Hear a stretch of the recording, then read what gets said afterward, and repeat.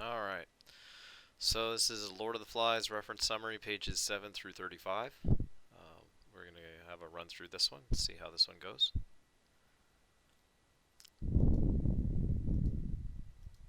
Okay.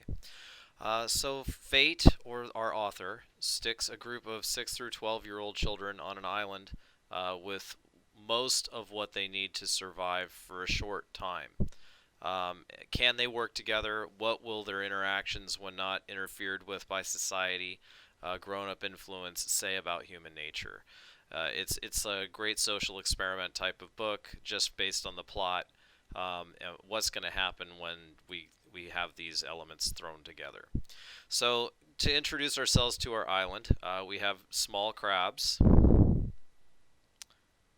This is a tropical Pacific blue crab.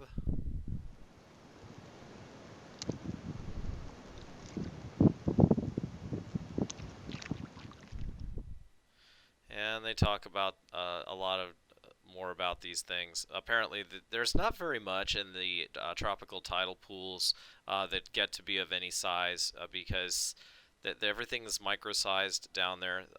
Everything is small to begin with, so the things that eat other things, they also are small, at least in the tide pools and the shallow waters and that sort of things. So, yeah, small crabs like this, maybe you might be able to find some of those on the beach. We got hermit crabs. Nobody ever really Writing's thinks. not that easy, Hold on a but sec. Grammarly can help. This sentence is grammatically. Hermit crabs use abandoned seashells as mobile homes.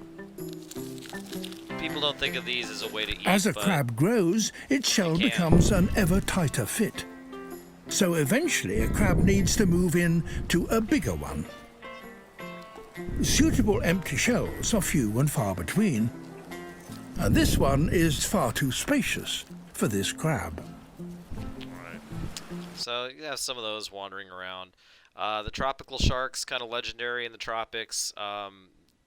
They just have to be really vicious when it's time to feed. Everything wants a bite of something real fast and get out of the way of the frenzy. It's really amazing.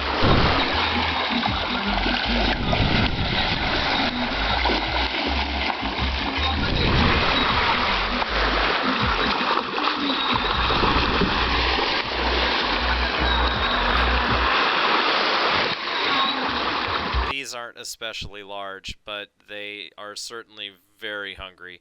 And it's pretty common that you will see much more aggressive sharks in these types of latitudes. I grew up in Florida, down in the Keys, and it's one of the things that you just grow up knowing that there are certain areas you've got to be careful about, and it's not something that people in California are quite used to. Local fruits, we got the dragon fruit. Here we have the fruit off the dragon scrambling cactus. Roman's holding onto it. You can actually cut these in slices and eat them. Quite expensive in the supermarkets today. Just How much a kilo? $18 a kilo. 18. Wow. That's kind of expensive. Right here in your backyard. You can see it growing on We've also got the papaya. Looks like that when you cut it open. Looks like this up on the tree. You can obviously, one tree can bear a lot of fruit. We have the mango, which you can find in the supermarket. Those look just about perfect to eat right there. They have lots of different color on them.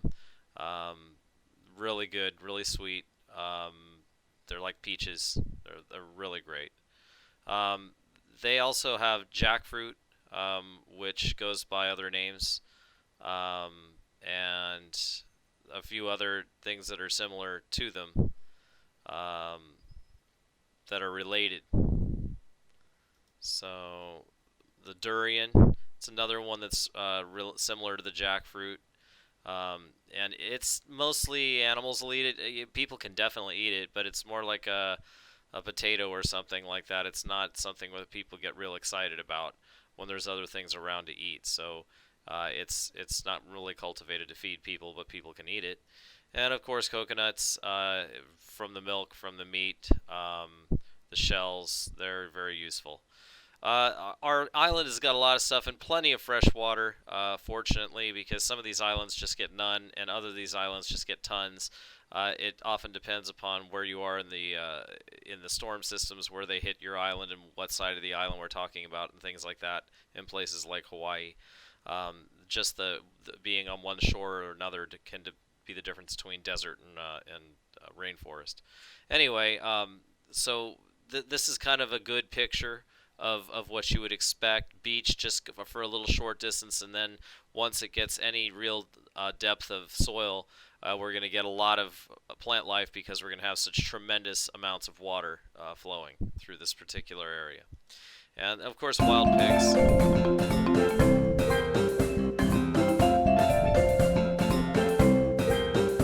Big beach in Bahamas.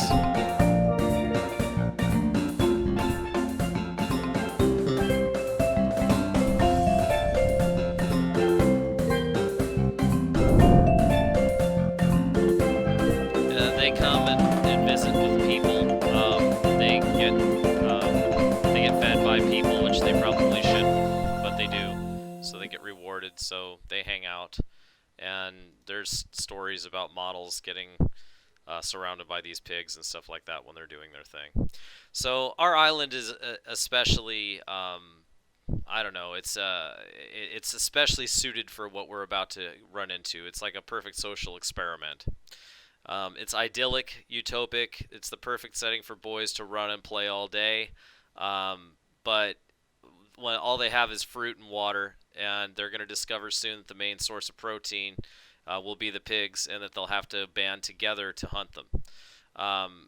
Jack starts off with the only one. He's got a knife from the shipwreck, or from the plane wreck, and he wants to start hunting.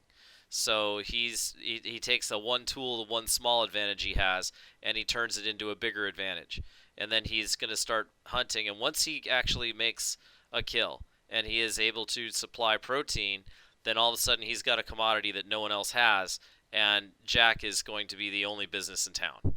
So he's going to have a tremendous power shift on him, just because he did what he needed to do. He looked at the situation. He survived and he adapted, and once he adapted to the situation and got as good as it can be, he thrived. That's Uncle Uchendu's advice from Things Fall Apart that Okonkwo did not follow.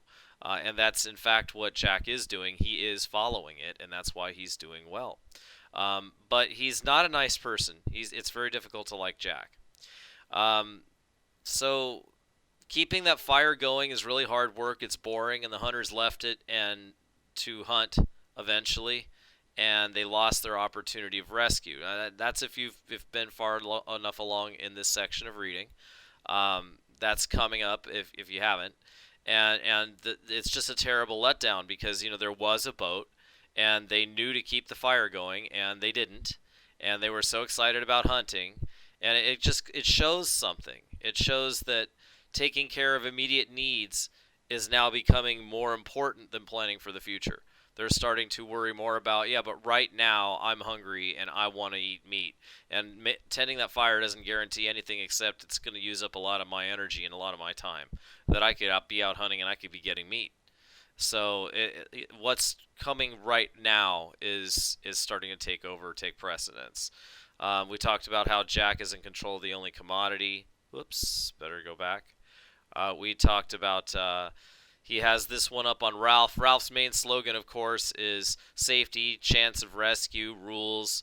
He represents the way things were, and he's very good at, if you give him the game and you give him the rules, he's great at following those rules and winning. He's a certain type of character. Jack, on the other hand, he looks at the situation, he adapts to the situation, he survives it, adapts to it, and then ends up in a better place from it. That's his way of going about things. Piggy seems to be able to apply old previous knowledge to new situations and see that, hey, this is what we should do, or this is what we shouldn't do, or this is what we're told to do, or what we're not. Jack satisfies immediate needs. Don't worry about tomorrow, only worry about today. And it makes him very popular. He has survived and adapted, and he's beginning to thrive in the new world that they live in. And let's see, Jack and Ralph and Simon go to explore the island. Simon has health issues, but they still chose him over Piggy, should be noted. And his health issues are he has seizures. Simon has major issues. He probably needs medication, but nobody knows to even ask to take care of him because they're just but a bunch of kids. They roll a huge boulder down into the forest for the joy of doing it together. So this is showing that they're connecting and they're happy with the way things are and they're enjoying themselves and they're enjoying being explorers. It sometimes slips by the reader because it's so subtle, but why exactly did Ralph end up as the leader? It simply comes down to he blew the conch. He was the first one trying to unite the survivors. He held the conch. He called forth the meeting, and so he had this clout that it made the kids want to vote for him as chief. They didn't even really know him when they were voting for him. There are wild pigs to be hunted on this island, but there is something else. The little uns, the youngest of the kids, want to know what's going to be done about the snake-like thing, the beastie. One of them saw it in the night and thinks there's something big out there with them that is a danger to them. And that's about where we make it up to about page, 15 or 20 pages in. And it started 7 pages in. So we're talking about maybe to page 27 or 22, somewhere in there. So if you guys have got it caught up, that's about the start of our novel. We're going to have a lot of social interactions. There's a lot of dialogue in there, but this is just the main. This is kind of where we start. Now we're going to have to start looking at symbols real heavy, not this time, but the next time when we have enough of them so we can actually look at them and see what they're pointing towards. That's it for our reference summary for 7 to 35, and we'll see you soon.